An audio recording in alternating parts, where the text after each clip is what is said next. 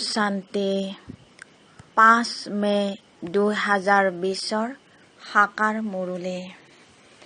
আজিৰ মুখ্য সাৰত বাবাই কৈছে, মৰমৰ সন্তানসকল, তোমালোকৰ মৰম এজন পিতাৰ প্ৰতি আছে কিয়নো তোমালোকে বেহদৰ উত্তৰাধিকাৰ লাভ কৰা। তোমালোকে মৰমেৰে কোৱা, মোৰ বাবা। তোমালোকৰ মৰম এজন পিতাৰ প্ৰতি আছে কিয়নো তোমালোকে বেহদৰ উত্তৰাধিকাৰ লাভ কৰা। তোমালোকে মৰমেৰে কোৱা, মোৰ বাবা। আজিৰ প্ৰশ্ন, কোনো দেহধাৰী মনুষ্যৰ বাণীৰ তুলনা পিতাৰ সৈতে কৰিব নোৱাৰি কিয়? কোনো দেহধাৰী মনুষ্যৰ বাণীৰ তুলনা পিতাৰ সৈতে কৰিব নোৱাৰি কিয়? উত্তৰত বাবাই কৈছে, কিয়নো পিতাৰ এটি এটি বাণী মহাবাক্য হয়, যি মহাবাক্য শুনোতাসকল মহান অৰ্থাৎ পুৰুষোত্তম হৈ যায়। পিতাৰ মহাবাক্যই গোল গোল অৰ্থাৎ ফুল কৰি গঢ়ি তোলে। মনুষ্যৰ বাণী মহাবাক্য নহয়, তাৰ দ্বাৰাতো আৰু বেছিকৈহে অৱনতি হৈ আহিছে। গীত জগত সলনি হৈ গলেও শান্তি।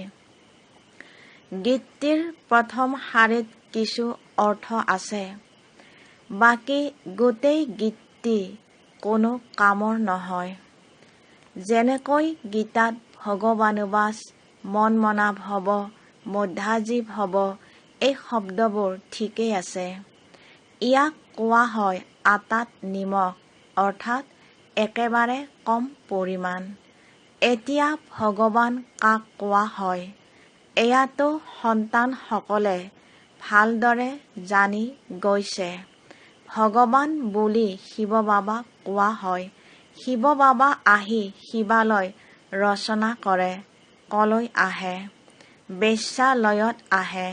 নিজেই আহি কয়, হে অতি মিঠা মৰমৰ কল্পৰ পাছত পুনৰাই লগ পোৱা আত্মিক সন্তানসকল, শুনেতো আত্মাই নহয় জানো?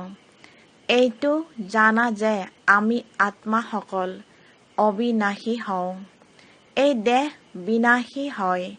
আমি আত্মাসকলে এতিয়া নিজৰ পৰমপিতা পৰমাত্মাৰ পৰা মহাবাক্য শুনি আছো। মহাবাক্য একমাত্ৰ পৰমপিতা পৰমাত্মাৰে হয়, যিয়ে মহান পুৰুষ পুৰুষোত্তম কৰি তোলে। বাকী যি মহাত্মা গুৰু আদি আছে, তেওঁলোকৰ বাণী কোনো মহাবাক্য নহয়। শিবু হম বুলি যি কয়, সেয়াও সঠিক বাক্য নহয়। এতিয়া তোমালোকে পিতাৰ পৰা মহাবাক্য শুনি গোল গোল অৰ্থাৎ ফুল হৈ যোৱা। কাঁইট আৰু ফুলৰ মাজত কিমান পাৰ্থক্য আছে? এতিয়া তোমালোক সন্তানসকলে জানা যে আমাক কোনো মনুষ্যই নুশুনায়। এওঁৰ শৰীৰত শিৱ বাবা বিৰাজমান হৈ আছে। তেওঁ আত্মাই হয়, কিন্তু তেওঁক পৰমাত্মা বুলি কোৱা হয়। এতিয়া পতিত আত্মাসকলে কয়, হে পৰম আত্মা আহক, আহি আমাক পাৱন কৰি তোলক। তেওঁ হয়েই পৰম পিতা, পৰম অৰ্থাৎ শ্ৰেষ্ঠ কৰি তোলোতা। তোমালোক পুৰুষোত্তম অৰ্থাৎ সকলো পুৰুষতকৈ উত্তম পুৰুষ হোৱা। তেওঁলোক হৈছে দেৱতা। পৰমপিতা শব্দটি অতি মিঠা, সৰ্বব্যাপী বুলি কৈ দিয়ে, গতিকে মিঠা ভাৱ নাজাগে।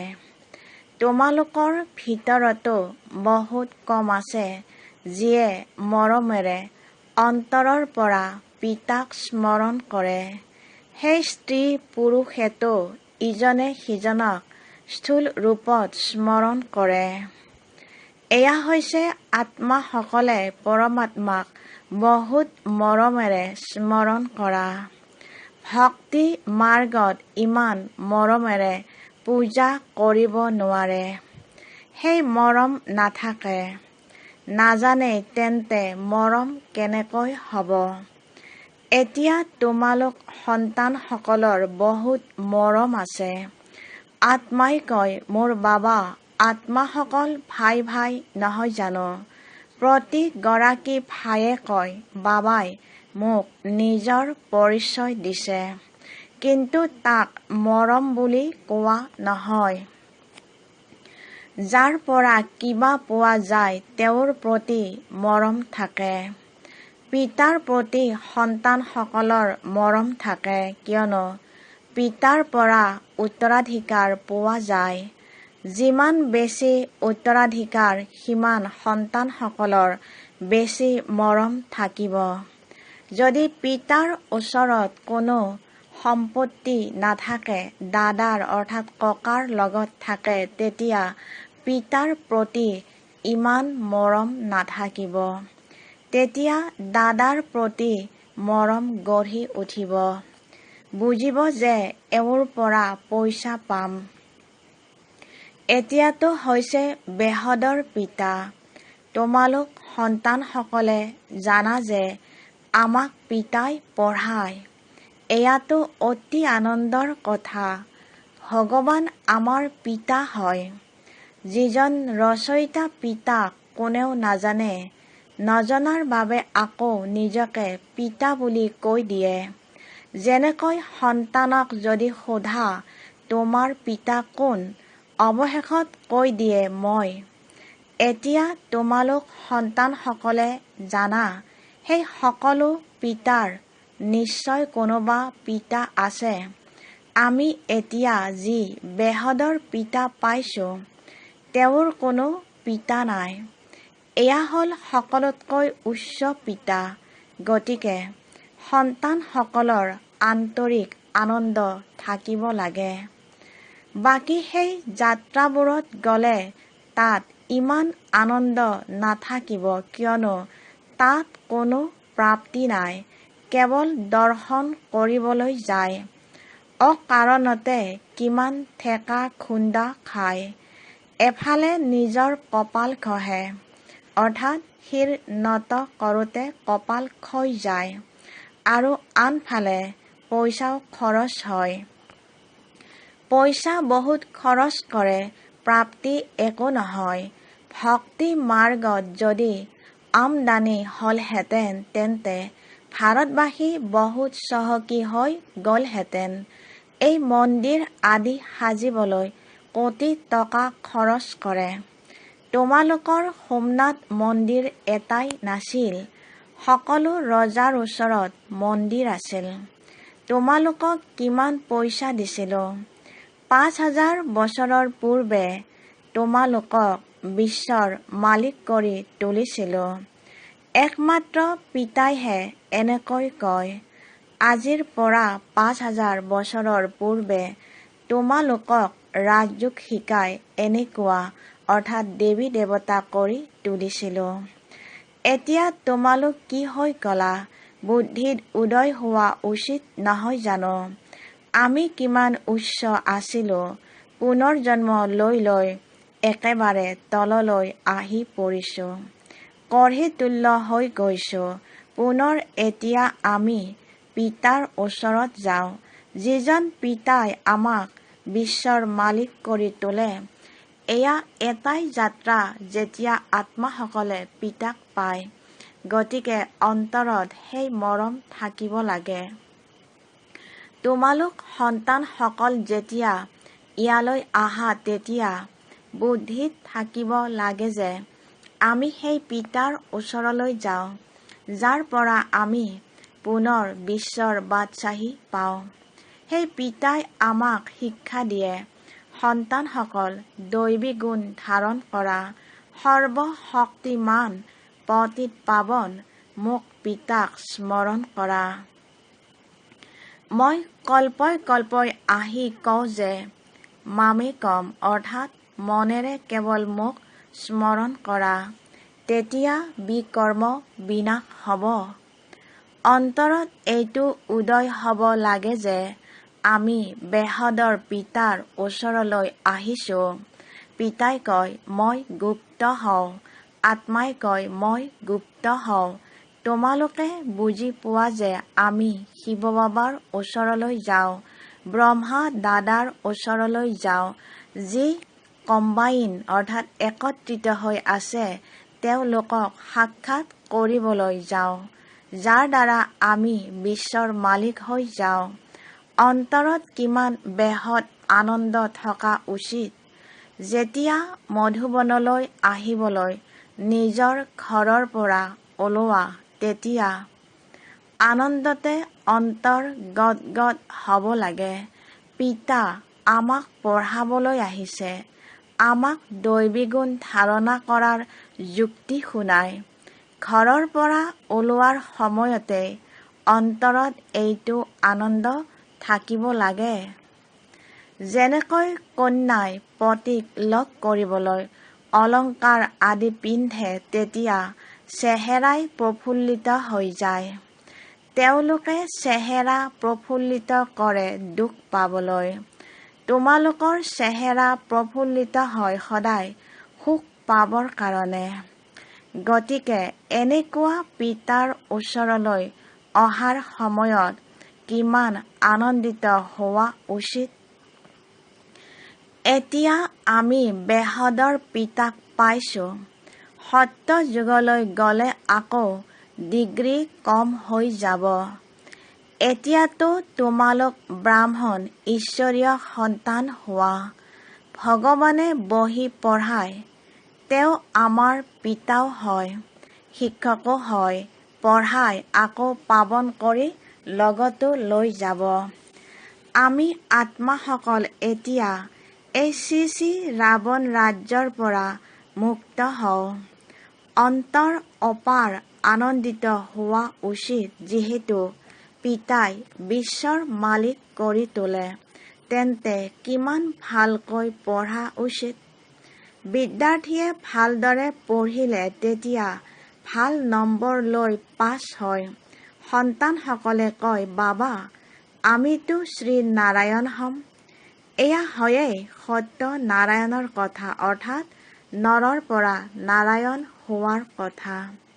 সেই মিছা কথাবোৰ জন্ম জন্মান্তৰ শুনি আহিছা। এতিয়া পিতাৰ পৰা তোমালোকে এবাৰেই সত্য কথা অৰ্থাৎ কাহিনী শুনা। সেয়া আকৌ ভক্তি মাৰ্গত প্ৰচলিত হৈ থাকে। যেনেকৈ শিৱ বাবাই জন্ম ল'লে, তেওঁৰ আকৌ বছৰে বছৰে জয়ন্তী পালন কৰি আহিছে। তেওঁ কেতিয়া আহিল, কি কৰিলে, সেয়া একোৱেই নাজানে। বাৰু, কৃষ্ণ জয়ন্তী পালন কৰে, তেওঁ কেতিয়া আহিল, কেনেকৈ আহিল, একোৱেই গম নাপায়। এনেকৈ কয় যে কংস পুৰীলৈ আহে।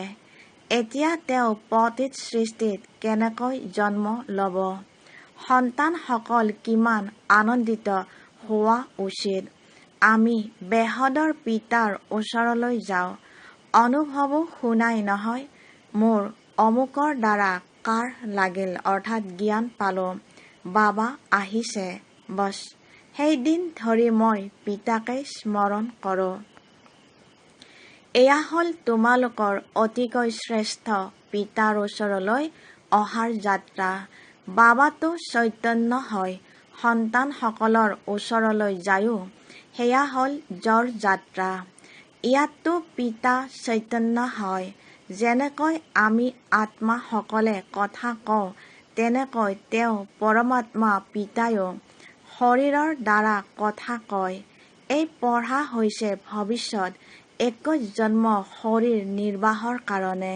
সেয়া অৰ্থাৎ লৌকিকৰ পঢ়া, কেৱল এইটো জন্মৰ বাবে। এতিয়া কোনটো পঢ়া পঢ়িব লাগে বা কোনটো ধান্দা কৰিব লাগে, পিতাই কয়, দুয়োটা কৰা। সন্ন্যাসীসকলৰ দৰে ঘৰ সংসাৰ এৰি জংঘললৈ যাব নালাগে। এয়াতো প্ৰবৃত্তি মাৰ্গ হয়, নহয় জানো? এই পঢ়া স্ত্ৰী পুৰুষ দুয়োৰে কাৰণে। সকলোৱেতো নপঢ়িব। কোনোবাই ভালকৈ পঢ়িব, কোনোবাই কমকৈ। কাৰোবাৰ একেবাৰে তৎক্ষণাৎ কাঢ় লাগি যাব, অৰ্থাৎ জ্ঞানৰ দ্বাৰা প্ৰভাৱিত হ'ব। কোনোবাতো গৰম টাৱাৰ দৰে, অৰ্থাৎ গৰম টাৱাত পানী দিলে শুকাই যোৱাৰ লেখীয়া বুদ্ধিত জ্ঞান ধাৰণ নহয়, কেৱল কৈ থাকিব। কোনোবাই কয়, হয়, মই বুজিবলৈ চেষ্টা কৰিম। কোনোবাই ক'ব, এয়াতো একান্তত বুজিবলগীয়া কথা, বছ, তাৰ পাছত নাইকিয়া হৈ যাব। কাৰোবাৰ জ্ঞানৰ কাঢ় লাগিলে তেতিয়া তৎক্ষণাৎ আহি বুজিব। কোনোবাই আকৌ ক'ব, মোৰ আজৰি নাই, তেন্তে বুজিবা কাঢ় লগা নাই। চোৱা, বাবাই অৰ্থাৎ ব্ৰহ্মা বাবা কাঢ় লগাৰ অৰ্থাৎ জ্ঞান পোৱাৰ লগে লগে সকলো স্থূল সম্পত্তি তৎক্ষণাৎ এৰি দিলে, নহয় জানো? বুজি পালে বাদশ্বাহী পোৱা যায়। তাৰ তুলনাত এয়া কি? মইতো পিতাৰ পৰা ৰাজ্যভাগ্য ল'ব লাগে। এতিয়া পিতাই কয়, সেইবোৰ ধান্দা অৰ্থাৎ পেছাগত কাম-কাজ আদিও কৰা, কেৱল এসপ্তাহ এই জ্ঞান ভালদৰে বুজি লোৱা। গৃহস্থালীৰো তত্বাৱধান ল'ব লাগে, ৰচনাৰ প্ৰতিপালনো কৰিব লাগে। তেওঁলোকেতো অৰ্থাৎ সন্ন্যাসীয়ে ৰচনা কৰি আকৌ পলাই যায়। পিতাই কয়, তোমালোকে ৰচনা কৰিছা যেতিয়া ভালদৰে তত্বাৱধান লোৱা। যদি স্ত্ৰী বা সন্তানে তোমাৰ কথা মানে তেন্তে স্ত্ৰীগৰাকী ভাল, সন্তানটিও সুসন্তান হয়। যদি নুবুজে তেন্তে কুসন্তান। সুসন্তান নে কুসন্তান সেয়া গম পোৱা যায়, নহয় জানো? পিতাই কয়, তোমালোক শ্ৰীমতত চলিলে শ্ৰেষ্ঠ হবাগৈ, নহ'লে উত্তৰাধিকাৰ পাব নোৱাৰিবা। পবিত্ৰ হৈ সুসন্তান হৈ নাম উজ্জ্বল কৰিবা। কাঢ় লাগি গ'লে তেতিয়া ক'ব, বছ, এতিয়াতো মই সঁচা উপাৰ্জন কৰিম। পিতা শিৱালয়লৈ লৈ যাবলৈ আহিছে, গতিকে শিৱালয়লৈ যাবৰ কাৰণে আকৌ লায়ক হ'ব লাগে। পৰিশ্ৰম কৰিবলগীয়া হয়। কোৱা, এতিয়া শিৱ বাবাক স্মৰণ কৰিবা। মৃত্যু সন্মুখত থিয় হৈ আছে। কল্যাণটো তেওঁলোকৰো কৰিব লাগে, নহয় জানো? কোৱা, এতিয়া স্মৰণ কৰা, তেতিয়া বিকৰ্ম বিনাশ হ'ব। তোমালোক কন্যাসকলৰ কৰ্তব্য হ'ল নিজৰ ঘৰ আৰু শহুৰৰ ঘৰক উদ্ধাৰ কৰা। যেতিয়াই তোমালোকক মতা হয়, তোমালোকৰ কৰ্তব্য হ'ল তেওঁলোকৰ কল্যাণ কৰা। দয়ালু অন্তৰৰ হ'ব লাগে। পতিত তমোপ্ৰধান মনুষ্যক সতোপ্ৰধান হোৱাৰ ৰাস্তা দেখুৱাব লাগে। তোমালোকে জানা, প্ৰতিটো বস্তু নতুনৰ পৰা পুৰণা নিশ্চয় হ'ব লাগে। নৰকত সকলো পতিতাত্মা, সেইবাবেতো গংগাত স্নান কৰি পবিত্ৰ হ'বলৈ যায়। প্ৰথমেতো বুজক যে আমি পতিত হওঁ, সেইবাবে পাৱন হ'ব লাগে। পিতাই আত্মাসকলক কয়, মোক স্মৰণ কৰা, তেতিয়া তোমালোকৰ পাপ নষ্ট হৈ যাব। সাধু সন্ত আদি যিয়েই আছে সকলোকে মোৰ এই সংবাদ দিয়া যে পিতাই কয়, মোক স্মৰণ কৰা। এই যোগ অগ্নিৰ দ্বাৰা অথবা স্মৃতিৰ যাত্ৰাৰ দ্বাৰা তোমালোকৰ খাদ অৰ্থাৎ আত্মাৰ বিকাৰৰ লেপ আঁতৰি যাব। তোমালোক পবিত্ৰ হৈ মোৰ ওচৰলৈ আহি যাবা। মই তোমালোক সকলোকে লগত লৈ যাম। যেনেকৈ বৃশ্চিক বগাই গৈ থাকে, য'ত কোমল বস্তু দেখা পায় তাতে দংশন কৰি দিয়ে। পাথৰত দংশন কৰি কি কৰিব? তোমালোকেও পিতাৰ পৰিচয় দিয়া। এইটো পিতাই বুজাইছে। মোৰ ভক্তসকল ক'ত থাকে? শিৱৰ মন্দিৰত, কৃষ্ণৰ মন্দিৰত, লক্ষ্মী নাৰায়ণৰ মন্দিৰত। ভক্তসকলে মোৰ ভক্তি কৰি থাকে, মোৰেই সন্তান নহয় জানো? মোৰ পৰাই ৰাজ্যভাগ্য লৈছিল, এতিয়া পূজ্যৰ পৰা পূজাৰী হৈ গৈছে। দেৱতাসকলৰ ভক্ত নহয় জানো? 1 নম্বৰ হৈছে শিৱৰ অব্যভিচাৰী ভক্তি। পুনৰ অৱনতি হৈ এতিয়াতো ভূত অৰ্থাৎ 5 তত্ত্বৰ পূজা কৰিবলৈ ধৰিছে। শিৱৰ পূজাৰীসকলক বুজাবলৈ সহজ হ'ব। এই সকলো আত্মাৰ পিতা হৈছে শিৱ বাবা। স্বৰ্গৰ উত্তৰাধিকাৰ দিয়ে। এতিয়া পিতাই কয়, মোক স্মৰণ কৰিলেহে বিকৰ্ম বিনাশ হ'ব। মই তোমালোকক এই সংবাদ দিওঁ। এতিয়া পিতাই কয়, পতিত পাৱন জ্ঞানৰ সাগৰ মই হওঁ। জ্ঞানো শুনাই আছো, পাৱন হ'বৰ কাৰণে যোগো শিকাই আছো। ব্ৰহ্মাৰ শৰীৰৰ দ্বাৰা সংবাদ দি আছো যে মোক স্মৰণ কৰা। নিজৰ 84 জন্মক স্মৰণ কৰা। তোমালোকে ভক্তসকলক মন্দিৰত আৰু কুম্ভ মেলাত পাবা। তাত তোমালোকে বুজাব পাৰা পতিত পাৱন গংগা নে পৰমাত্মা। গতিকে সন্তানসকলৰ এইটো আনন্দ থকা উচিত যে আমি কাৰ ওচৰলৈ যাওঁ। কিমান সাধাৰণ হয়, কি মহিমা কৰি দেখুৱাব। শিৱ বাবাই কি কৰিব যে গণ্য মান্য ব্যক্তিৰ দৰে দেখা যাব। সন্ন্যাসীয়ে কাপোৰটো পিন্ধিব নোৱাৰে। পিতাই কয়, মইতো সাধাৰণ শৰীৰ লওঁ, তোমালোকে ৰায় দিয়াচোন মই কি কৰোঁ। এই ৰথখনৰ কি শোভা বৰ্ধন কৰোঁ। তেওঁলোকে হুছেইনৰ ঘোঁৰা উলিয়াই ঘোঁৰাক শোভনীয় কৰি তোলে। ইয়াত শিৱ বাবাৰ ৰথক আকৌ ষাঁড় গৰু কৰি দিছে। ষাঁড়ৰ মস্তকত অৰ্থাৎ কপালত গোল গোল শিৱৰ চিত্ৰ দেখুৱায়। এতিয়া শিৱ বাবা ষাঁড় গৰুত ক'ৰ পৰা আহিব? মন্দিৰত ষাঁড় গৰু কিয় ৰাখিছে? শংকৰৰ বাহন বুলি কয়। সূক্ষ্ম বতনত শংকৰৰ বাহন থাকে নেকি? এয়া সকলো হৈছে ভক্তি মাৰ্গ, যিটো নাটকত নিৰ্ধাৰিত হৈ আছে। ভাল বাৰু। অতি মৰমৰ কল্পৰ পাছত পুনৰাই লগ পোৱা সন্তানসকলৰ প্ৰতি মাতা পিতা বাপ দাদাৰ স্নেহপূৰ্ণ স্মৰণ আৰু সুপ্ৰভাত। আত্মিক পিতাৰ আত্মিক সন্তানসকলক নমস্কাৰ। আত্মিক সন্তানসকলেও আত্মিক মাতা পিতা বাপ দাদাক স্নেহপূৰ্ণ স্মৰণ, সুপ্ৰভাত আৰু নমস্কাৰ। ধাৰণাৰ বাবে মুখ্য সাৰ 1। নিজেই নিজৰ সৈতে প্ৰতিজ্ঞা কৰিব লাগে যে এতিয়া মই সঁচা উপাৰ্জন কৰিম।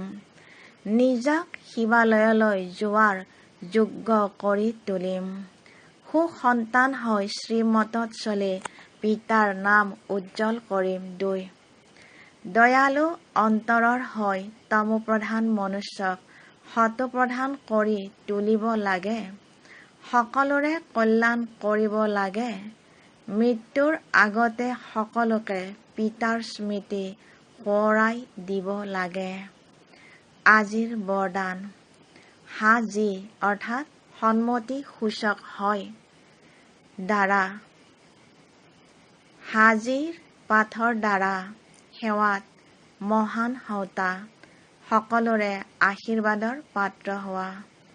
হাজীৰ পাঠৰ দ্বাৰা সেৱাত মহান হওঁতা, সকলোৰে আশীৰ্বাদৰ পাত্ৰ হোৱা।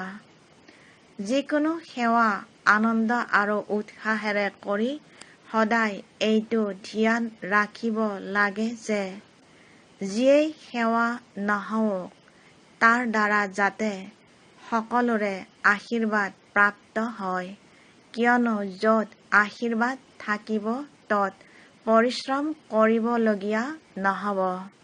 এতিয়া এইটোৱে লক্ষ্য হওক যে যাৰে সম্পৰ্কত আহোঁ তেওঁৰ যাতে আশীৰ্বাদ প্ৰাপ্ত কৰি থাকোঁ। হাজিৰ পাঠেই হৈছে আশীৰ্বাদ প্ৰাপ্ত কৰাৰ সাধন। কোনোবা ভুল হ'লেও তেওঁক ভুল বুলি কৈ তললৈ পেলাই দিয়াৰ সলনি সহায় কৰি থিয় কৰোৱা, সহযোগী হোৱা। তেতিয়া তেওঁৰ পৰাও সন্তুষ্টতাৰ আশীৰ্বাদ পাবা। যিসকল আশীৰ্বাদ লোৱাত মহান হয় তেওঁলোক স্বতঃ মহান হৈ যায়। আজিৰ শ্লোগান: হাৰ্ড ৱৰ্কাৰ অৰ্থাৎ কঠোৰ পৰিশ্ৰমীৰ লগতে নিজৰ স্থিতিও হাৰ্ড অৰ্থাৎ মজবুত কৰি তোলাৰ লক্ষ্য ৰাখিবা। হাৰ্ড ৱৰ্কাৰ অৰ্থাৎ কঠোৰ পৰিশ্ৰমীৰ লগতে নিজৰ স্থিতিও হাৰ্ড অৰ্থাৎ মজবুত কৰি তোলাৰ লক্ষ্য ৰাখিবা। ওম শান্তি। ওম